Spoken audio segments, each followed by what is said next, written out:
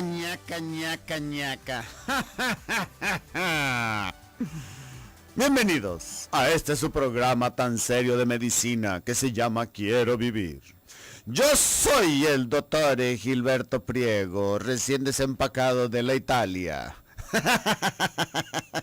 Digo, es que así se llamaba el camión que me dejó aquí en la esquina, decía, bienvenido y salida de Italia. Entonces, bueno, pues de vez en cuando hay que darle reconocimiento a los choferes, que también, híjoles, o sea, uno dice, se pasan de lanza, se pasan, pero te encuentras choferes educados. Mire, por ejemplo, venía ahorita por Américas, ya sabe usted cómo se pone el tráfico. Venía un ciclista y venía un minibús atrás del ciclista, respetándolo a que llegáramos a un área más ancha de la avenida, sin rebasarlo ni nada, para, pues, como protegerlo. Y yo dije, órale, qué buena onda. Mis respetos, o sea que dentro de todo encontramos gente que sí sabe respetar a todos aquellos que no andan en un coche poderoso lleno de lámina y frenos. Bueno, pues bienvenidos a este su programa Quiero Vivir. Yo soy el doctor Gilberto Priego y hoy, como todos los días, antes de haber empezado tu día, dale gracias a Dios de haber despertado y haber despertado con bien. Y ahora sí, bienvenido aquí al consultorio médico de Quiero Vivir. Hoy tenemos un gran invitado. Es un tema interesantísimo, en donde, siguiendo esta semana de cáncer gástrico, uno de los cáncer que están afectando a la población mexicana, y bueno, consuelo de los pobres, ¿no? Como decir, no, es que en Japón, olvídate, no, esos japoneses tienen cáncer, que qué bárbaro. Pues sabrá Dios, allá Japón está creo que a 25 horas de avión, aquí en México. Cada vez estamos viendo con más frecuencia problemas de cáncer y sobre todo edades más tempranas.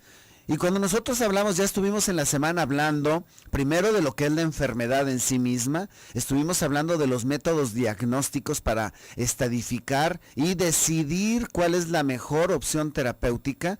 Y claro, una de las mejores opciones terapéuticas es la cirugía.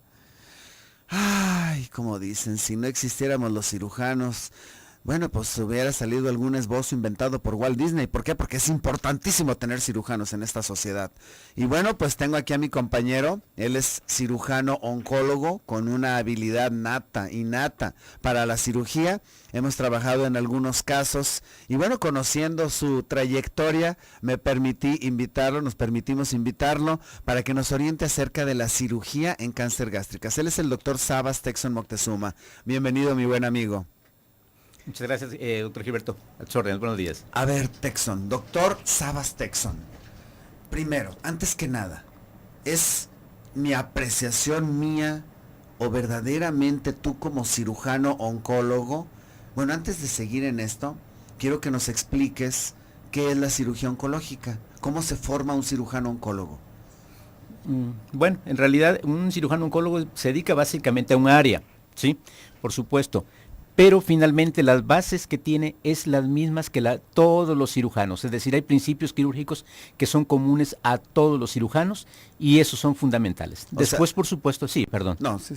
Sí, después, por supuesto, hay un área muy especializada que es justamente la cirugía oncológica, en la cual es el manejo completo de todos los tipos de tumores, conociendo principalmente lo que es la conducta biológica propia de cada tumor y áreas sumamente especializadas respecto al manejo quirúrgico para erradicar la enfermedad. Pero las bases son inherentes a la mayor parte de las áreas quirúrgicas. O sea, haces medicina, terminas de estudiar la licenciatura.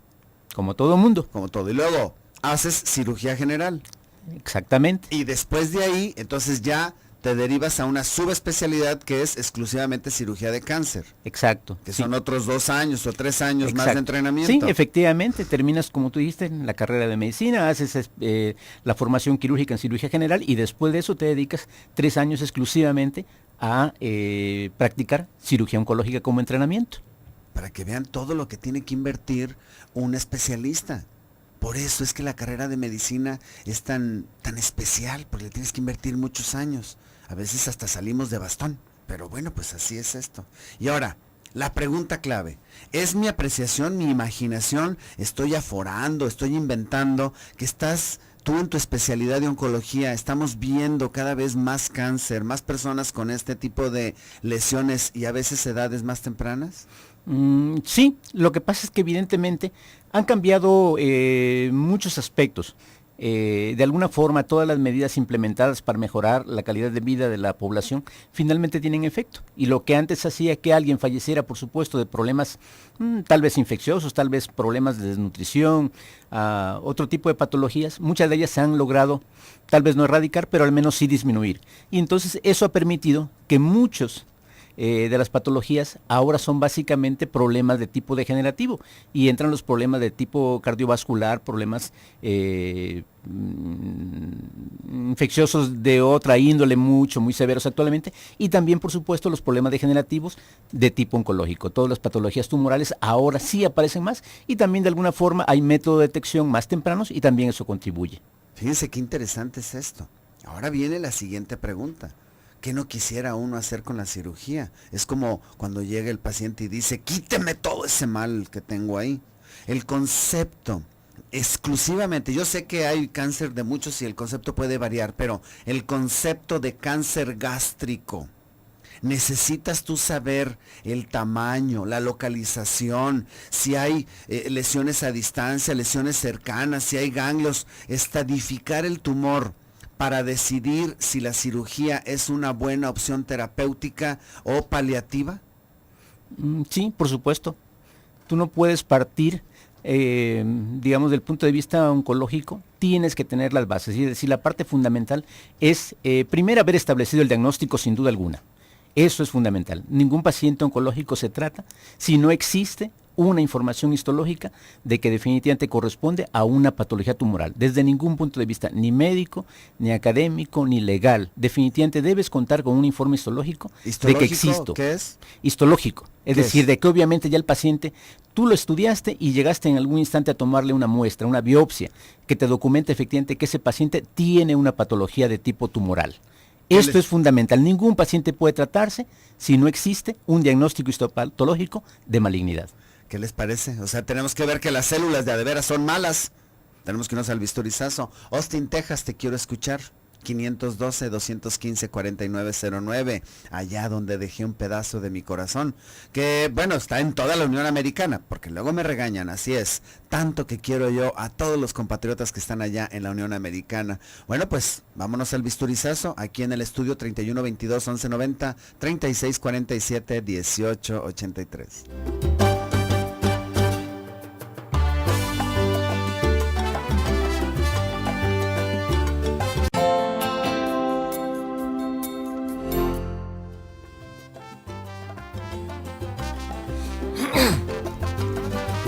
Ya estamos aquí de regreso en este su programa Quiero Vivir, hoy hablando de cirugía de cáncer gástrico con un gran invitado. Él es el doctor Sabas Texon Moctezuma, cirujano oncólogo.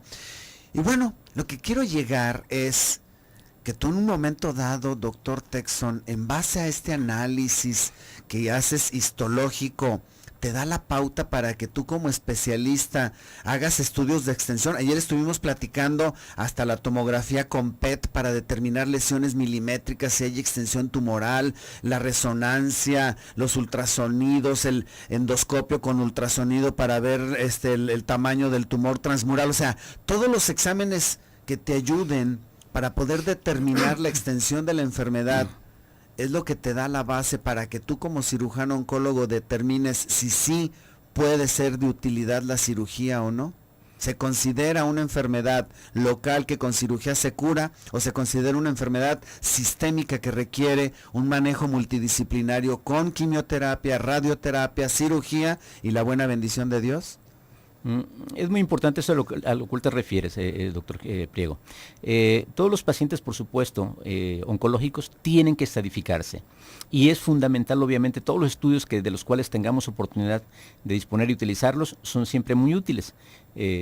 Todos los que tú mencionaste. Y el objetivo fundamental es determinar si el paciente es, primero, el diagnóstico establecido de malignidad. Y segunda, si esa enfermedad está localizada a un solo sitio, o hay enfermedad regional, es decir, si está abarcando los ganglios linfáticos, o es una enfermedad sistémica en la cual los manejos son totalmente diferentes.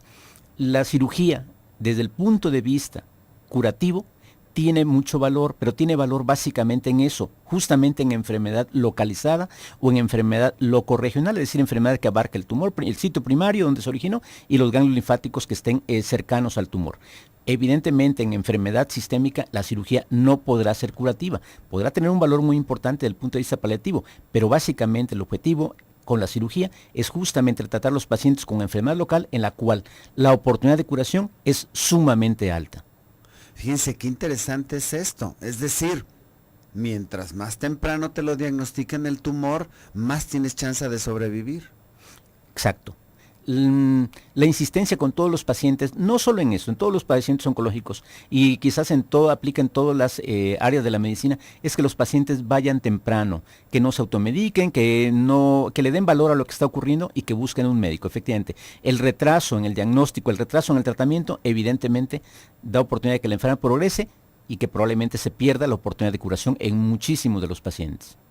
Cuando nosotros estamos hablando de esto, digo, en la automedicación hoy que, bueno, parecen como chinches, como pulgas brincando en un circo, los anuncios en la televisión de conductores que no tienen ni idea remota del daño que están haciendo, diciendo que te van a curar, por ejemplo, los síntomas de la gastritis. Y ahí los tienes tomando medicamentos, apagando síntomas que en un momento pueden no ser una gastritis simple por estrés y ser realmente un cáncer.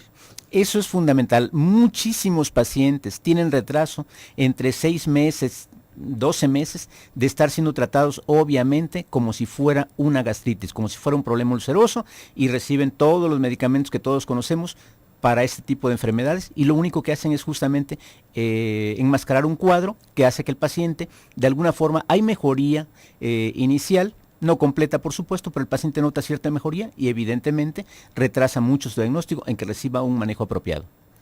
Para ti, en tu experiencia, doctor Sabas Texon Moctezuma, cirujano oncólogo, experto en esta área, en tu experiencia, ¿cómo te llegan los pacientes? ¿Diagnóstico muy tempranito o diagnóstico ya muy tardío? Desafortunadamente la mayor parte de los pacientes con patología del tubo digestivo, en este caso de los pacientes con cáncer gástrico, llegan bastante avanzados. En general no vemos lesiones tan tempranas. Tú mencionabas quizás los japoneses, y es cierto, ellos tienen una frecuencia tan alta que tienen diagnóstico establecido de áreas incluso móviles, ¿sí? de equipamiento móvil para hacer muestreos obviamente, pero porque su patología es sumamente frecuente. En todos los países occidentales es frecuente desde luego, pero no llega a los niveles que tienen las poblaciones asiáticas y básicamente Japón, y entonces hace que los padecimientos sean detectados en enfermedades en etapas muy avanzadas. Cuando nosotros estamos hablando de esta enfermedad avanzada, es cuando tú te apoyas de quimioterapia, radioterapia, o en este tipo de cáncer, ¿ni siquiera eso sirve? No, sin duda tiene muchísimo valor los tratamientos de quimioterapia y radioterapia, pero el punto, la piedra fundamental en el manejo de los pacientes con cáncer gástrico definitivamente radica en la cirugía. La oportunidad curativa para un paciente con cáncer gástrico radica en la cirugía. Sin embargo, los tratamientos de quimioterapia y radioterapia tienen también una parte fundamental en su manejo. Ahora, cuando tú te llega el paciente, lo estadificas, le dices, su opción es la cirugía, entonces hay que quitar o el estómago completo o pedazos de estómago. ¿No afecta eso la calidad de vida? No, o sea, el estómago para algo ha de servir. Sin duda, o sea, tenemos todos los órganos por alguna razón muy bien establecida. Lo que hacemos es obviamente cuando quitamos, como tú dices, el estómago o parte del estómago, de alguna forma hay que reconstruirlo. Y se han ideado muchos métodos de reconstrucción que de alguna forma intentan, ¿sí? Convertir justamente la reconstrucción del tubo digestivo en que sea algo natural. No es 100% igual. Por más que quisiéramos, no podemos conservar algo y convertirlo en algo 100% natural, pero sí logra cumplir la función del estómago, que de alguna forma es básicamente un reservorio, aunque produce algunas sustancias, pero básicamente un reservorio, y sí podemos reconstruir al paciente. Va a notar alguna diferencia sin duda alguna, pero sí es posible conseguir la reconstrucción. Cuando tú estás hablando de estas cirugías de estómago, te preguntaría yo primero, Esta es una cirugía chiquita, es una cirugía grande, se requiere una evaluación completa, no sé, que el internista lo cheque, lo revise, se hace en un hospital chiquito, grande, mediano. A ver, platícame. No, tienes toda la razón. Esta es una cirugía grande y tiene obviamente una oportunidad muy alta de curación, por supuesto, pero también tiene una oportunidad muy alta, desafortunadamente, de complicaciones. Finalmente significa quitarle parte del estómago o el estómago entero y hay que volver a unirlo. Y puedes utilizar tal vez un segmento del intestino delgado y reconstruirlo. Y tú lo vas a suturar, pero finalmente es el organismo quien cicatriza las heridas y permite que obviamente esta reconstrucción quede hermética y no haya fugas de ningún tipo. Cualquier fuga a esos niveles significa un riesgo muy alto y eso es la parte fundamental. ¿Fugas qué es? Es decir, que en un momento dado donde tú uniste, quizás utilizaste el esófago y subiste un segmento de intestino delgado para reconstruir y sustituir el estómago que retiraste.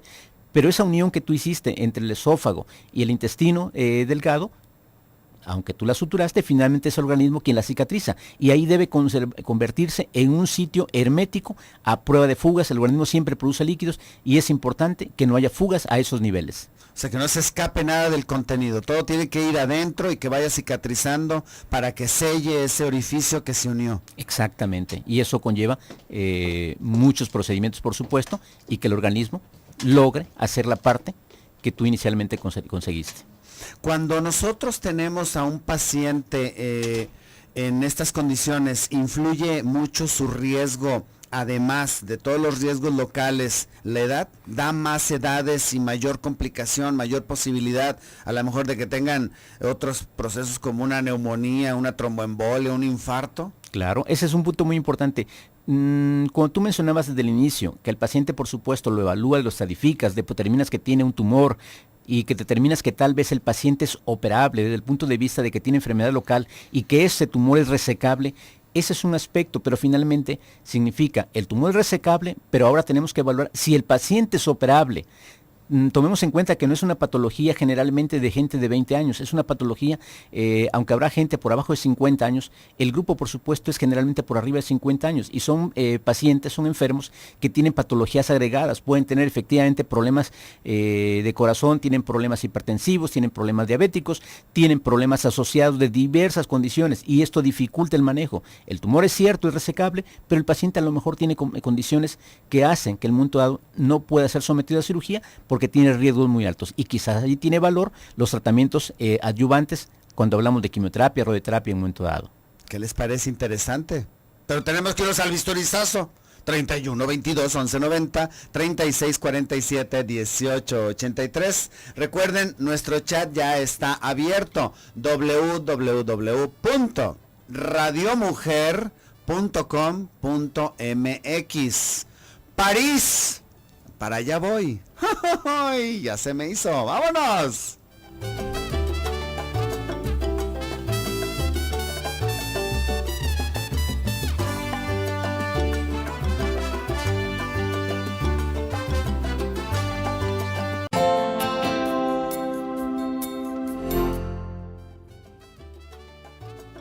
Ya estamos aquí de regreso en este su programa Quiero Vivir. Hoy hablando de lo que es la cirugía en el tratamiento del cáncer gástrico.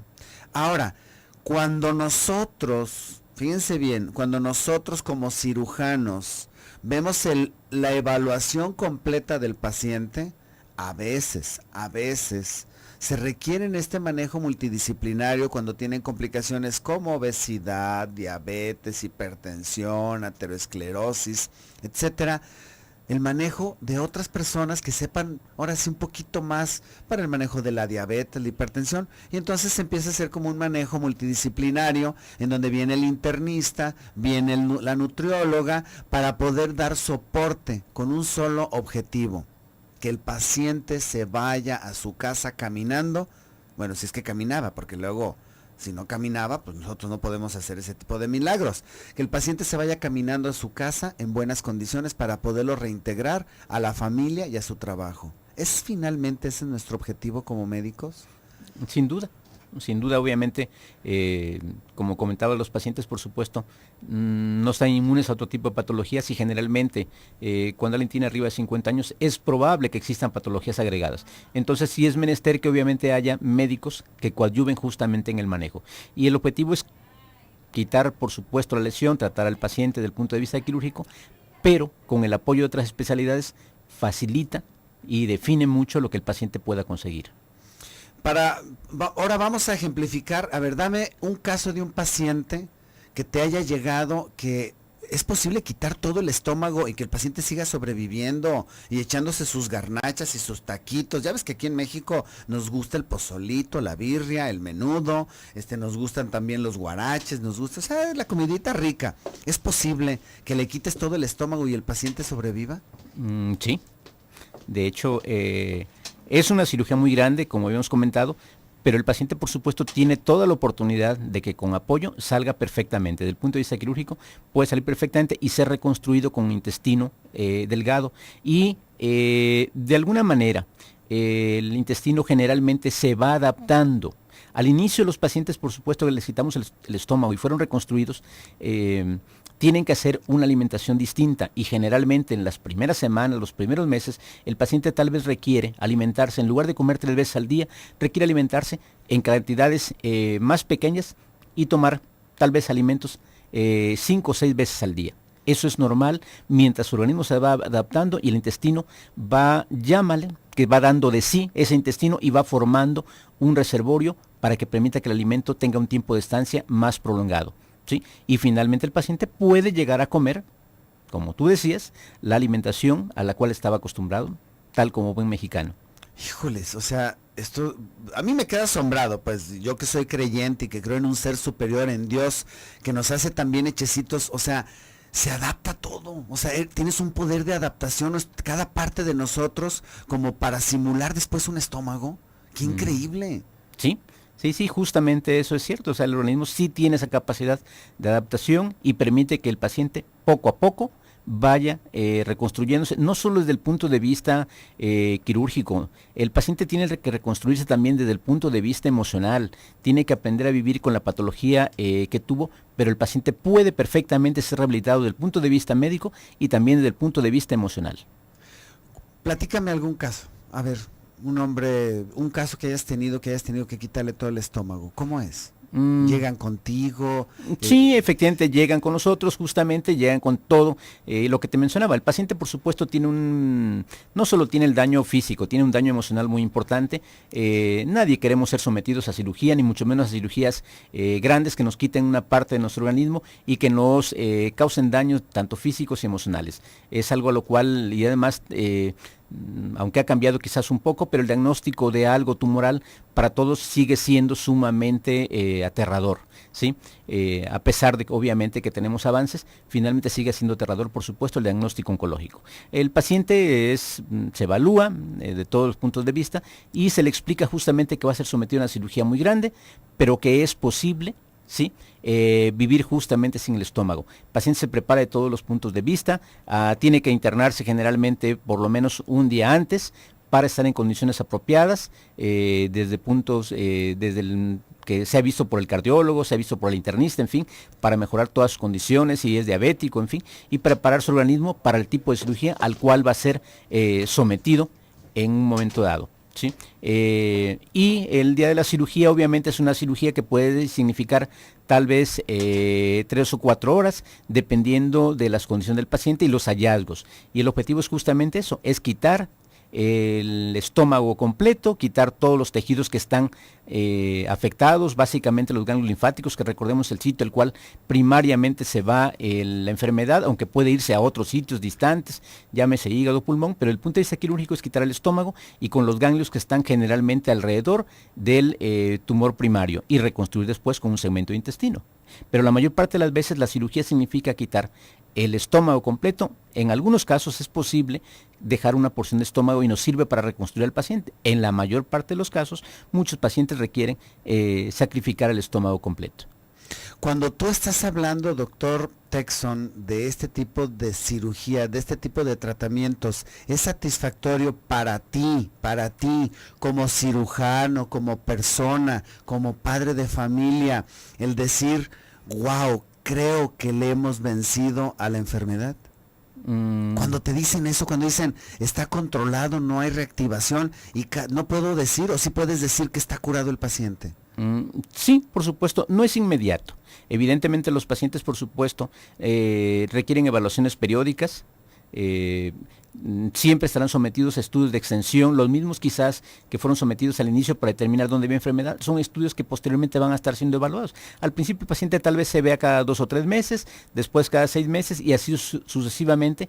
Y conforme pasa el tiempo, cuando han pasado 3, 5 años, podemos obviamente decir lo que tú comentas, es decir, que el paciente desde el punto de vista oncológico tiene la oportunidad de haber sido curado justamente, y existen por supuesto, pero depende del tiempo en el cual ha llegado.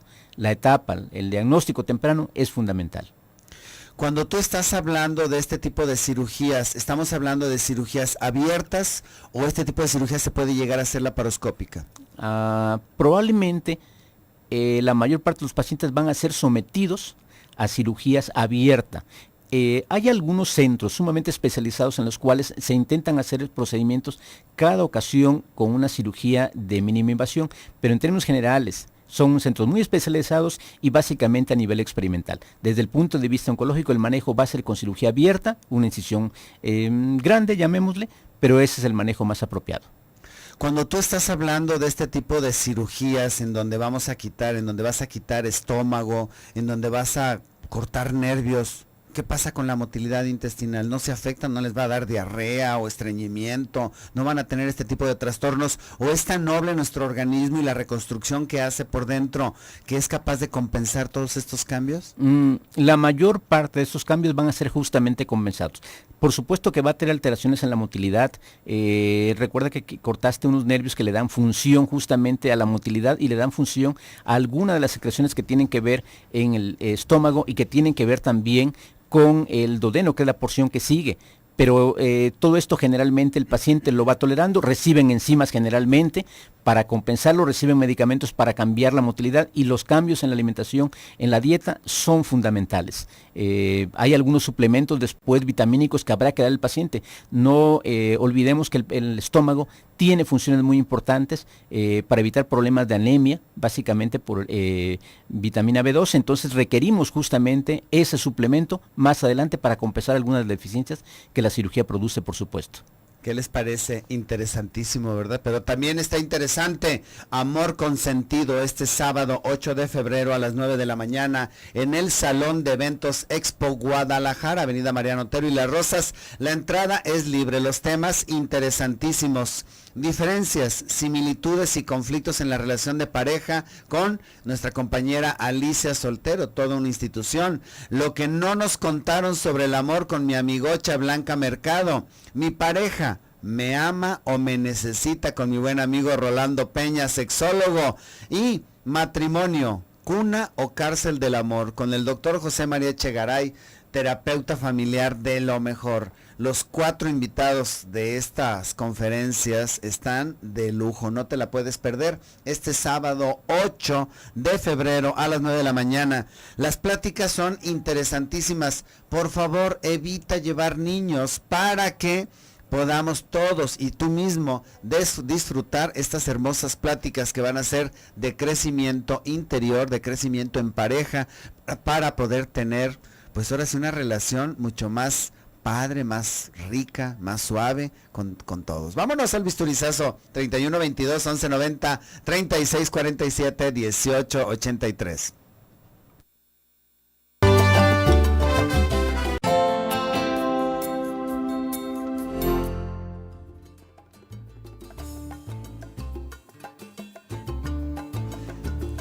Ya estamos aquí de regreso en la etapa final de su programa. Tenemos participación, Elena. No le creo que vaya en camión. ¿Por qué no me creen que vengo en camión?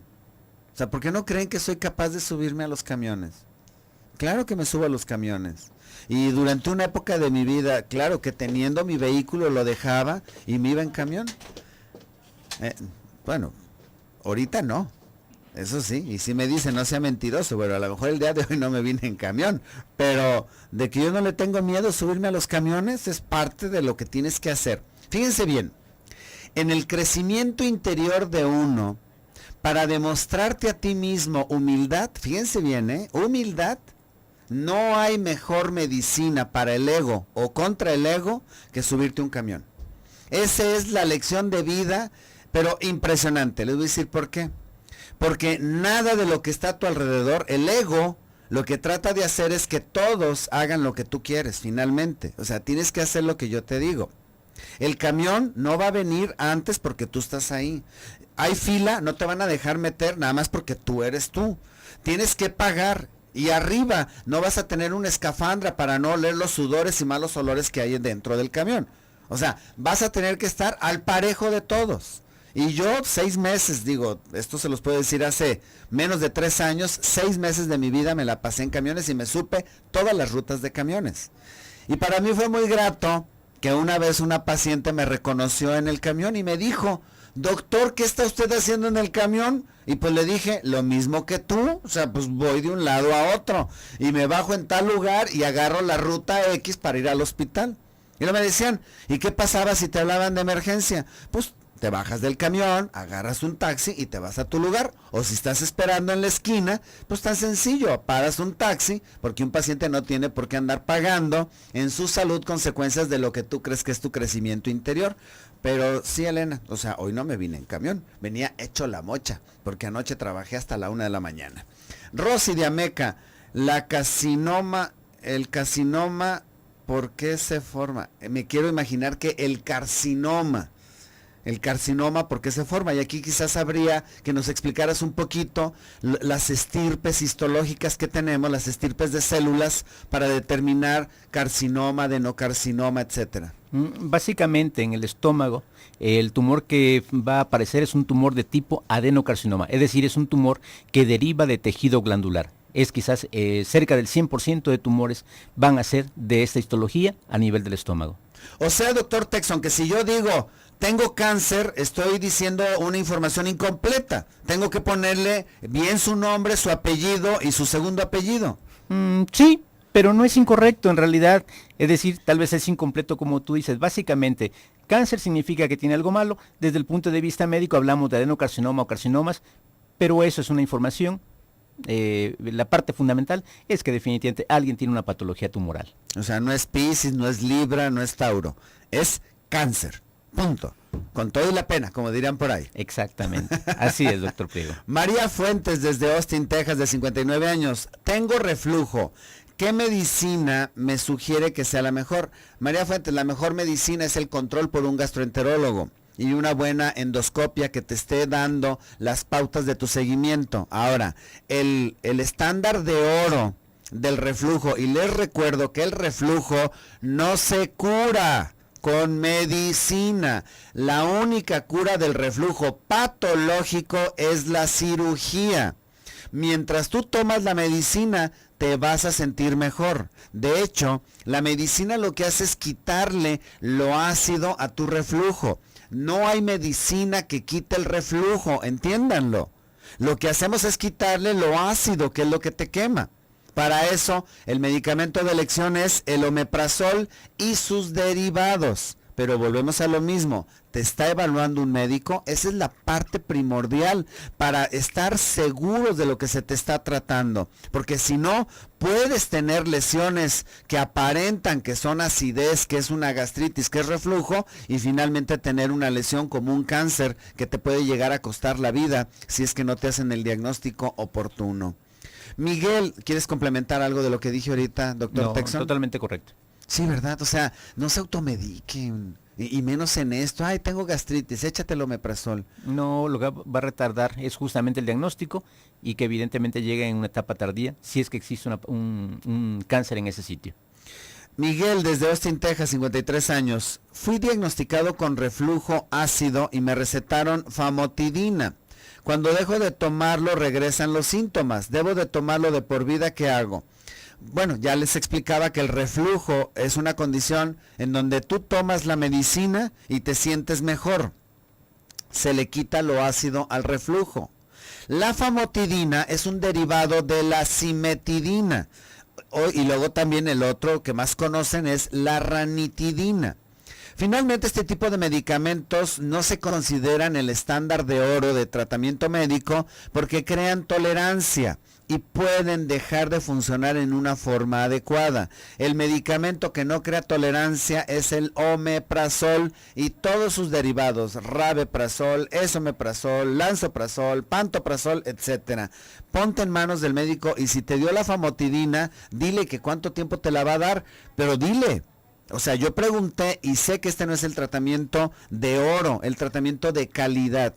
Claro que si estás en una institución allá, como aquí en el Seguro Social, que les dan, no nada más el seguro, instituciones públicas, les dan la ranitidina a diestra y siniestra y se la pinzan con el omeprazol por cuestiones de presupuesto económico, pues en un momento dado tendrías que platicar ya administrativamente que te cambien el medicamento. Elena, de la colonia Yáñez, de 50 años, que es la esofagitis. Es peligroso el estómago de Barrett, no es estómago, es esófago. El reflujo quema el esófago. El esófago es un órgano que no está diseñado para resistir el ácido. El estómago sí, porque produce un moco protector. Ahora, el esófago, cuando recibe el ácido, como que dice, ¿qué tal si cambio mis células, que son planas como las de la piel, y las convierto en células productoras de moco, que es el protector del ácido? Y así el ácido no me va a lastimar. ¡Yes, claro! Bien inteligente el esófago. Cambia su tejido de ser plano estratificado a un tejido columnar productor de moco, de células gástricas productoras de moco. Este cambio se llama metaplasia y es el cambio de un tejido sano por otro sano. Quien lo descubrió fue el doctor Barrett, por eso se le puso el nombre de Barrett. ¿Cuál es el problema? El problema es que puede llegar a cambiar su información genética hacia la malignidad y ser el asiento de un cáncer de la unión esófago-gástrica. ¿Quieres complementarlo, doctor Texon? Eso es precisamente el gran problema del reflujo, justamente la transformación de los epitelios del esófago, y tiene un riesgo significativamente alto de transformación maligna, de degeneración maligna, y que va aumentando con el paso del tiempo. Es decir, al año hay un porcentaje, cuando pasan 3, 5 años, 10 años, el riesgo se va incrementando en forma sustancial. Evidentemente el esófago de Barrett requiere tratamiento y evidentemente todos los manejos del tipo quirúrgico de sistemas antirreflujo son fundamentales para evitar esto, y evidentemente los estudios endoscópicos periódicos igualmente necesarios. Y fíjense bien, la cirugía antirreflujo es el estándar de oro del esófago de Barrett, punto. Pero el Barrett no se quita, no puedes decir que lo curaste, tiene que seguir en vigilancia. Sin embargo, en mi experiencia, después de tantos pacientes que he operado de reflujo y que tienen Barrett, generalmente regresa y se logra controlar adecuadamente la enfermedad. El tiempo se nos fue rapidísimo. Tienes 30 segundos para concluir, doctor Texon. Bueno, la insistencia será sobre lo mismo, no se automediquen, acudan con su médico. Los problemas de reflujo, los problemas de acidez, los problemas similares a gastritis pueden enmascarar un tumor, y que obviamente si este tumor es detectado a tiempo, la oportunidad de curación es muy alta. Y bueno, ya nada más para terminar, déjenles digo que el lunes tuvimos oportunidad de operar un paciente, lo que demuestra la alta calidad profesional del doctor Texon, una cirugía excelsa. Mis felicitaciones por ese éxito quirúrgico. Gracias, el paciente va muy bien y confiemos en que siga así. Tu teléfono, por favor, doctor Texon. 333-476-5088. Repetimos. 333-476-5088. Te agradezco mucho. Al contrario, doctor. El tiempo se nos fue rapidísimo. Vayan a esta conferencia el día 8, está fenomenal. Ahí voy a estar yo. Vámonos, el tiempo se fue. Ahí estuvo mi buen amigo Toño en los controles, Brendita en el teléfono, César en cámaras, la Escultural Grecia en la producción y un servidor Gilberto aquí en la conducción. Saludos a Ruby y a Edith ahí en el chat y un servidor Gilberto aquí en la conducción. Recuerda, Si tu médico te prohíbe el café o el chile, no hay evidencia científica de que haga daño. Pero si tu médico no cree en Dios, te pregunto, ¿qué estás haciendo ahí? Cambia de médico. Yo soy Gilberto Priego. Nos escuchamos el día de mañana con el tema tratamiento médico del cáncer gástrico. Quédate con Mónica Ramírez en un programa más de Mundo Mujer.